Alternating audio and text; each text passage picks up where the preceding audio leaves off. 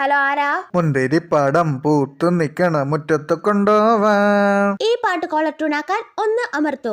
എനിക്ക് പാട്ട് ഇഷ്ടാ, ഒന്നമർത്തി. പാട്ട് സെലക്ട് ചെയ്തതിന് നന്ദി. താങ്കളുടെ ബാലൻസിൽ നിന്നും 30 രൂപ പ്രതിമാസം ഈടാക്കുന്നതായിരിക്കും. അയ്യോ 30 രൂപ പോയോ? മമ്മി ഇതറിഞ്ഞ് എന്നെ തല്ലിക്കൊല്ലും ഉറപ്പാ. കൊച്ചേ ഒന്ന് ഫോൺ തന്നേടി, ആന്റി ഒന്ന് വിളിക്കട്ടെ. അയ്യോ ചേട്ടാ ബാലൻസ് ഇല്ലെന്നാണല്ലോ പറയുന്നേ. കുറച്ചു മുന്നേ അല്ലേ ഞാൻ 30 രൂപയ്ക്ക് റീചാർജ് ചെയ്തിട്ട് വന്നത്. മനുഷ്യ നിങ്ങളുടെ ഫോൺ ഒന്ന് തന്നേ, അവന്മാരെ വിളിച്ചിട്ട് തെറി പറയട്ടെ.